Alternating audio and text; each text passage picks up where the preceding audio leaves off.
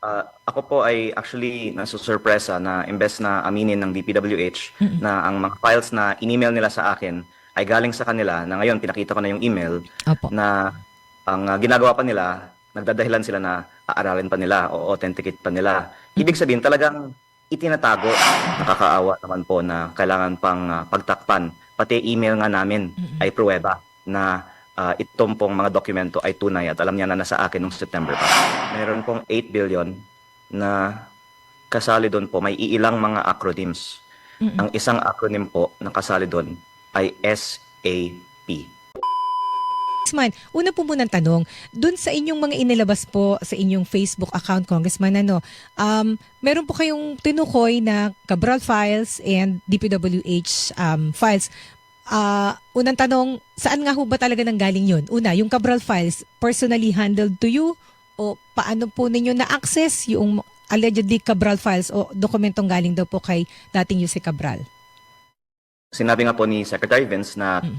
nakuha ko nga yung files na ito noong September 4 Mm. at ang pagbigay sa akin ay with the approval ni Sec Vince dahil tumawag siya kay Yusek Cabral na Mhm. pwedeng ibigay ito sa akin in the interest of transparency. Matapos pa ang September 4, Mm. meron din kami ibang mga communications with Sec Vince. Opo. Actually, ang pinost ko sa Facebook just an hour ago before your show, ma'am, is Opo. the email that I had with Sec Vince on October 1 confirming the files. And on October 20, actually, may iba pang mga files na pinadala ang DPWH sa akin. Kaya ako po ay muli nagpapasalamat kay Sec Vince na dahil sa kanya, ang una kong ni-request sa DPWH nung May, June, July, and August ay ibinigay sa akin nung nagsimula siya sa September. At ayon po sa aking post sa Facebook, nagbigay nga lang din po ako ng ilang araw para sila ay pwedeng magpaliwanag kung authentic ba talaga at nakita na ba nila ang mga files na ito. Opo. At I wish na mabilis silang sumagot dahil pag tunay naman ang sinasabi mo, Mhm. hindi mo na kailangan pag-isipan. Mm. Pero parang may isang linggo na rin po mula nung nag-post ako na ilalabas ko ang files na to at hindi pa rin nila masyadong dire-directang sinasagot Opo. kung totoo ang laman nito. Kaya pinost ko na po ang aming email with Mhm. Secretary Vince Ayun, and opo. his team na pwede din pong makita ng inyong mga viewers sa Facebook. Ayun, opo. So, Congressman Leviste, para lang po klaro, yung pong so-called Cabral files, hindi po personally handled to you ni Undersecretary Cabral, kundi nakuha po ninyo sa computer ni Yuse Cabral nung buhay pa siya. Actually, dalawa po. Ah, ah. Meron pong printed copy na personally handed to me. Okay. Ni Yuse Cabral. Opo. Opo. At itong lahat po ay naganap nung September 4. So, I came to the DPWH office through a meeting with Director Alex Bote and in the office of Yusek Cabral. And then I was talking with Yusek Cabral. Mm-mm. And then tumawag siya kay Sec Vince at tumawag din si Sec Vince sa kanya.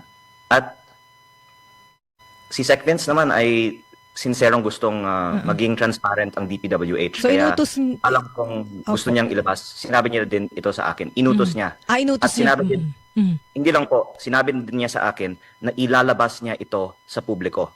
Mhm. Kaya sa mga nagtatanong sa akin, bakit hindi ko ito ilalabas noon pa, dahil sinabi ni Sec Vince sa akin na ilalabas ko. At ngayon nakikita ninyo sa Facebook, October 1, nag-email ako sa kanya Opo. kung maaari po ba itong ilabas. Aha. Pwedeng nan ang October 1 email ko kay Sec Vince kung maaari po itong ilabas. Pangalawa po, nabanggit ko na din sa ilang mga reports noon, ilang beses po akong nag-attempt na mag-privilege speech sa Kongreso para sa publiko ang mga datos na ito, October and November. At marami pong mga kasamahan ko sa Kongreso nakiusap sa akin na huwag isa publiko ito. Pero actually may mga lumabas na rin naman po sa PCIJ, isang media outlet tungkol sa mga files na ito noong November, at inamin ko na po, ako po ay isa sa mga sources ng article ng PCIJ. Kaya baka kung galing sa akin lang, baka magduda yung mga iba, pero mismo po galing sa PCIJ. Ako po yung isa sa mga sources ng PCIJ. Congressman Leviste, ano po yung sinasabi ni Secretary Vince Dizon, yung sinabi niya sa isang interview na forcibly ninyo kinuha yung DPWH files? Unang-una po, bakit after 5 days lang niya sinabi yan? Mm-mm. Actually, November ko pa sinasabi, meron akong files from Yusek Cabral, wala siyang sinabi na ganong kwento. Kaya tila na pinag-iisipan pa nila anong sagutin, pero parang nililihis ang usapan. Bakit na lang hindi ng DPWH ilabas ang kanilang files? Ito po ang gusto kong linawin kasi baka akala ng iba na ako lang ang may kopya nito, kaya kailangan ako ang maglabas. Mm-mm. Ako po ay may kopya, ang DPWH at Ombudsman ngayon ay may kopya. May mga media outlets na may kopya. I'm sorry to advertise another media outlet, pero ang BNC gabi-gabi po ay nagpapalabas ngayon ng kanilang mga istorya tungkol sa Cabral Files o DPWH leaks. Hindi po yung galing sa akin. At tila may mga taga DPWH na nagle-leak na ng mga files na ito. At the fact na may iba-ibang mga source na naglalabas ng files na ito ay patunay na hindi ko ito imbento at tugma ang mga sinasabi nila sa kanilang mga report at sa mga nasa files ko. At si aking hinahangaan na si Senate President Pro Tempore Ping Lacson ay nagpahayag din tungkol sa laman ng mga files na ito. Kaya sa tingin ko po, may parehong kopya din po siya sa akin. Ayun, opo. And then, kanina po, na-interview dito sa DZBB si Undersecretary Claire Castro. Sabi niya, kung po illegally acquired yung mga sinasabi ho ninyong mga information or documents ay mawawalan ho ng probative value, walang halaga. So, kayo po ay naninindigan, hindi po ito illegally acquired. In fact, given to you, binigay po sa inyo ng DPWH sa utos ni Secretary Dizon. Ganun po ba? Opo, at paumanhin po na direkta po akong sasagot, pero nagsisinungaling sila dahil ang tagal nga nila bago sumagot dahil noon ko pa pinost ito, noon ko pa sinabi meron akong ganung files. Ngayon lang nila ito sinasabi at nakikita naman ng publiko na hindi naman ang issue yung kopya ko. Ang issue, bakit hindi nilalabas ang kopya nila? Ano ba ang itinatago nila? Kaya pwede po tignan na lang ang laman ng mga files na in-upload ko po sa Facebook at una, dapat nila i-confirm ito ba talaga ang halaga ng mga allocable ng bawat congressman. At ang sinasabi ko po ay marami sa aking mga kasamahan sa Kongreso ay nakiusap at actually tumigil sa akin para mag-privilege speech tungkol dito. Kaya siguro sila din ang mga nakikiusap ngayon kay Sec Vince at naaawa nga po ako kay Sec Vince kasi alam kong gusto niyang maisa publiko ito pero napakalaki po talaga ang pressure na wag malaman ng publiko ang laki ng mga allocable ng mga miyembro ng gobyerno. Ayun na po. So Congressman Leviste, nakikita ko ho dito sa bagong post ninyo, yung exchange ng sulat. Sumulat po kayo sa DPWH, humihingi kayo ng mga dokumento and then nag-reply po sa inyo Undersecretary for Planning Service Attorney Nicasio Conti, tama ho ba? Nireply kayo kasama po may attachment na listahan po. Ito yung meron na pong ito yung katulad ng pinost ninyo, merong NEP restored, kung magkano po yung total budget na inirelease, tama ho ba? Champion, the official Chocomalt drink of the NBA. 50% more protein galing sa milk at egg plus 10. Unang-una po, yung reply was from the Planning Services email of DPWH Opo. and the letter is actually signed by Secretary Vince Dizon. Ayun, opo. And there's an earlier email as well, October 1 pa lang po. Yung in-upload ko is yung attachment sa October 1 email ko. Yung pinadala naman po ni Planning Services ng DPWH sa akin noong October 20 ay yung laman ng December 25 post ko po sa Facebook.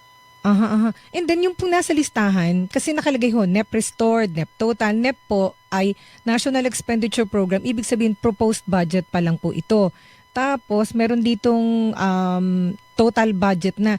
Pag ho ba nakalista dito, ibig sabihin, yung mga pangalan ho, ibig sabihin sila ho yung nag-request ng pondo at na-release ho ba yung pondo at may mali ho ba dito? Unang-una po, ang karamihan ng NEP ay lumalabas din sa GAA. Kaya hindi lang yan request, yun po ay na-approve in most parts sa GAA. At ang allocable amount ay basically taon-taon na ni-restore, kaya ang tawag dyan ay NEP restored. It is not enough to say na may 10 billion kang budget na may katiwalian. Pero ito po ay actually makakatulong sa investigasyon ng ICI at Ombudsman, lalo na pag malaman nila sino yung proponent ng mga ghost or substandard projects. Gusto ko pong linawin muli, ma'am, November 18 at 19, pinakita ko ito sa ICI.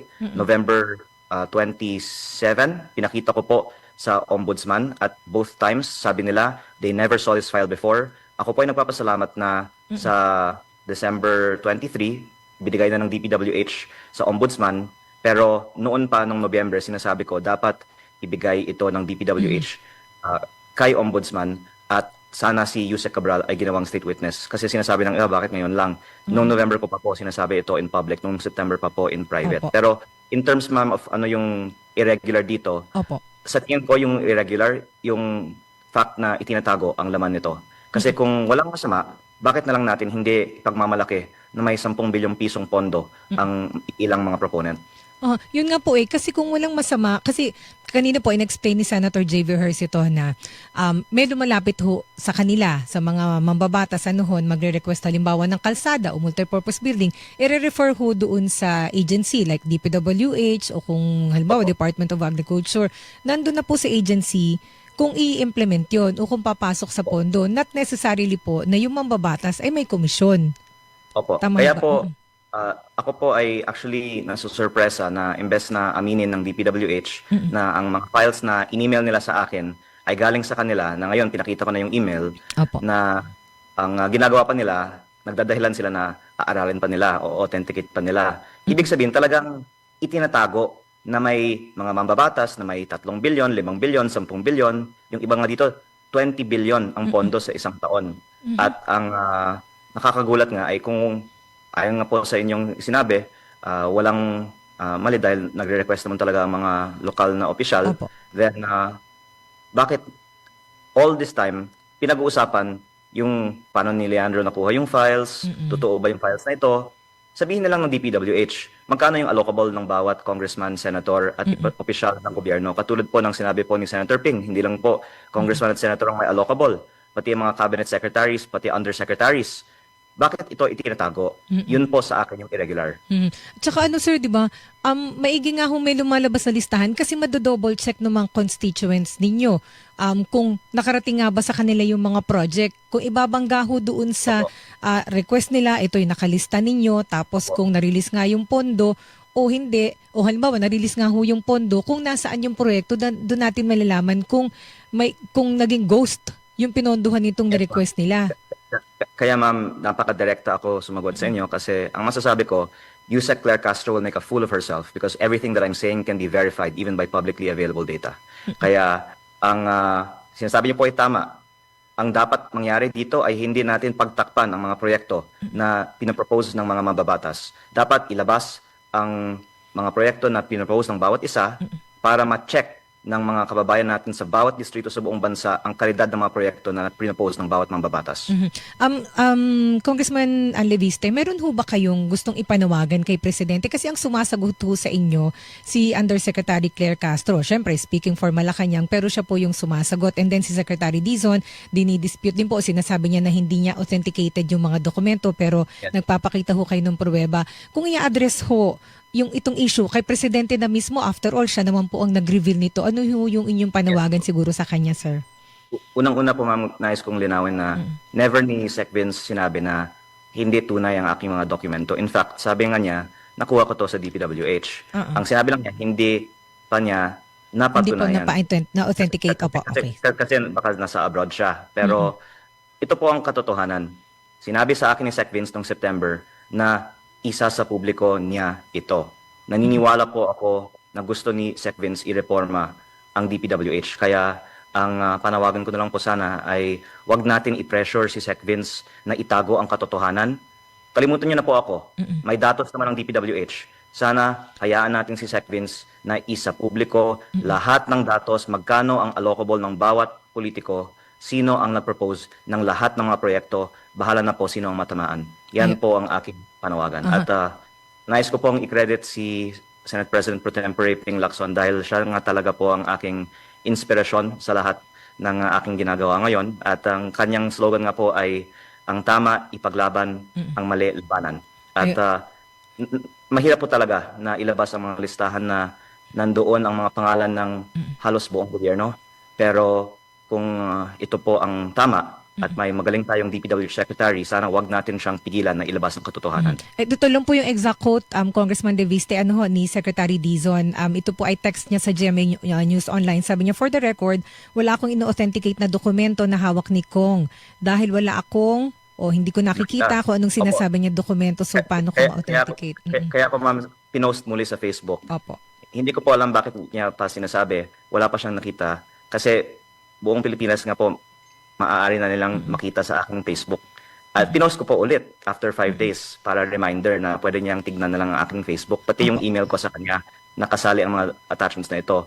I think that the statements by the aforementioned are making a fool of themselves. And ang panawagan ko po sana ay wag natin pigilan si Sec Vince na sabihin ang katotohanan kasi nakakaawa naman po na kailangan pang pagtakpan. Pati email nga namin ay pruweba na itong pong mga dokumento ay tunay at alam niya na nasa akin noong September pa. Congressman, sino po yung sino sa tingin niyong pumipigil kay Secretary Dizon na ilabas yung listahan? Ganito po kasi ma'am, ayokong i-single out isang tao kasi may i-imagine nyo, lahat ng mga tao na nakapangalan sa mga listahang ito, mas gusto nila hindi lumabas kaysa ilabas. Kasi kung gusto nilang ilabas, gusto nilang pwedeng ilabas na lang magkano yung allocable nila, di ba?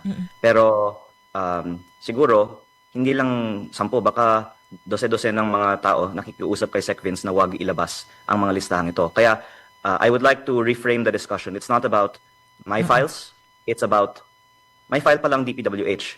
Bakit nila hindi sagutin yung panawagan ng publiko, isa publiko ngayong Kapaskuhan ang buong datos ng mga projects ng DPWH. Opo. And then, nabanggit po ninyo si Senate President Pro Tempore Panfilo Lacson. Kayo din naman ho ay puring-puri ni Senator Lacson. Parang meron kayong mutual admiration club. Congressman, kayo ho ba nag-usap na tungkol dito sa Cabral Files at willing ho ba kayo o paano ho yung naging pag-uusap ninyo kung nagkausap na ho kayo at kasi ho kakaroon ulit ng investigasyon ng Senate Blue Ribbon Committee na kanyang pinamumunuan, malamang na ito'y itakel. Pwede akong mag-share ng bagong impormasyon ngayon? Sige po, sige po. Anyway, makikita naman to sa Facebook. Yung araw na pumunta ako sa opisina ni Yusek Cabral, September 4, ang araw din na bumisita ako sa opisina ni Senate President Pro Tempore Ping Lacson.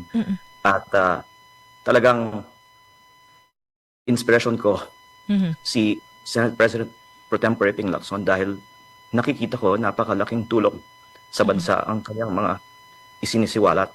Kaya nais ko lang pong tumulong sa kanyang mga layunin.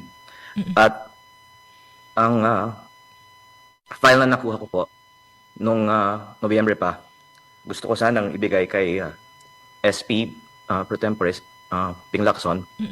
At nag-request nga po ako ng meeting pero hindi lang po natuloy kasi yun po yung araw na may sunog sa Senado. Pero nais ko po sanang hingin ang kanyang direksyon. Paano namin maaaring isa publiko yung buong file nung November pa. At actually last night po nag-message ako sa kanya kung maaari ko po siyang mabisita pero I think out of town siya ngayon. Pero basta kung ano po ang direksyon ni Senate President Pro Tempore Ping Lacson, ako po ay sumasaludo. At maganda nga po na siya, dahil siya nga ang senior at veterano sa atin, ang mag-lead ng pagsisiwalat nito. Kasi alam niya, totoo ito at baka mas paniniwalaan ni Jose Claire Castro pag manggaling sa kanya. At kaya nga po ako mas maraming masasabi ngayon dahil pag ako lang magsalita, maraming nagka-question. Pero kahapon nag-interview nga po si SP Pro Tempore Lacson. Opo. At yung mga sinasabi nga niya na mga cabinet secretaries may allocable ay tugma po sa kopya ko. Yun nga po, nabanggit ko nga rin ho kanina, Congressman, na tugma dun sa sinabi niya na yung sa sinabi ninyo na meron din po mga cabinet members na meron pong insertion, may binanggit ho siya na 5 at yung isa may initial na ES. Ganun din ho ba yung hawak ninyong information? Actually, ma'am, kung maaari pong dagdagan ito. At ito po ay hindi ko wina-volunteer noon, pero dahil nabuksan naman din po ang topic na to, kasi nakakatakot din po anong mga consequences pag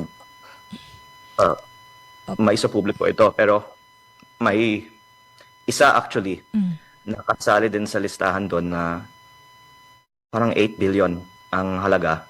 Kung pwede ko pong ibahagi ngayon sa inyong show. Opo. Sige po, Congressman. Hindi ko po may kumpirma sino po ito, pero meron pong 8 billion na kasali doon po, may iilang mga acronyms. Ang isang acronym po na kasali doon ay SAP. Hindi ko po masasabi sino si SAP, pero nandun po sa 8 billion pesos of projects, si SAP. Mhm. Anong taon po itong si SAP, Congressman? Ito po ay 2025 National Expenditure Program. At kung maaari ko pong dagdagan din po, ma'am, hindi lang po yung listahang ito ang nakalap ko. Meron din po akong iba pang mga listahan ng mga insertions. At ayon din po sa ibang mga nakalap kong mga ebidensya, lumabas din po doon ang acronym SAP. Kaya binabanggit ko po yung mga nakakalap kong ebidensya sa labas ng 2025 net insertions na ito dahil parang yun po ay parang nagko-corroborate na may mga DPWH projects nga po na ipinapasok ng SAP. Congressman, isang tanong na lang po. Bakit ho, ang basa ko sa inyo, parang emotional kayo? Bakit po? Kasi syempre po, lahat ng mga tao na nakapakalat dito, ayaw nilang lumabas ang mga pakalat ka. At sila din po ay mga kaibigan ng aking ina. Pero, gusto ko silang public malaman kung saan nagastos yung 3.5 trillion pesos sa DPWH. At nakakalungkot din na imbes na ilabas, mukhang pinagtatakpan pa.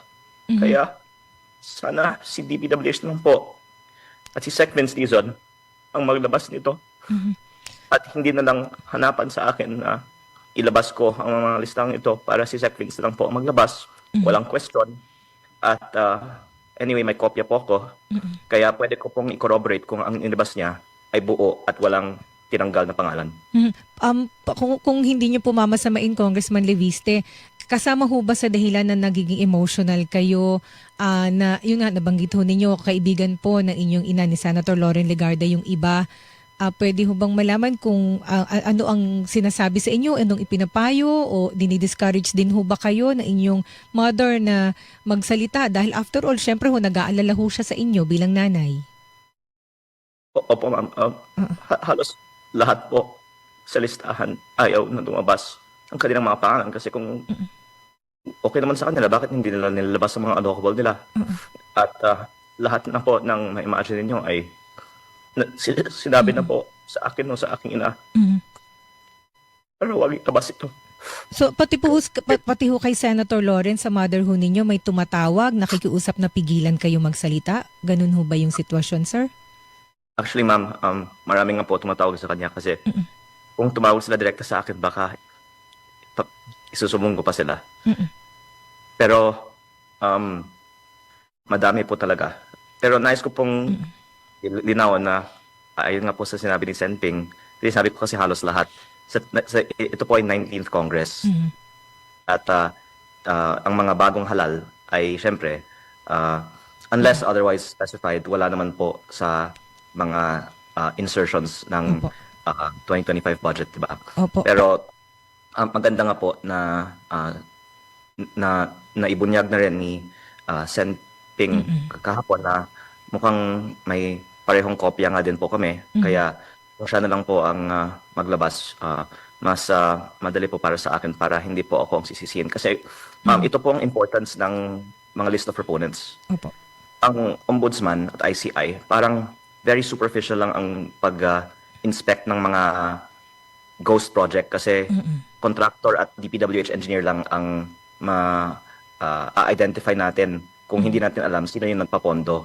Pero kung makita natin ang listahan ng mga proponents at ang karamihan ng mga proponents ay may mga koneksyon sa mga contractor na gumawa ng mga proyekto, yan po ay pwedeng dadagdag sa case build-up ng Ombudsman at ICI. At baka ito po ay makakatulong sa pagpapakulong ng mga mas malalaking mga isda. Kaya napakabigat din na ilabas ito. Lalo na may mga proponent na sila mismo ang contractor sa mga proyekto. Meron din po mga associated sa mga contractors. Hindi naman po yan conclusive evidence, pero yun po ay basis for further investigation. Kung may mga makukulong, kung may mga mamamatay pa, Pagkatapos nito, ayoko ko naman po na ako ang masisi.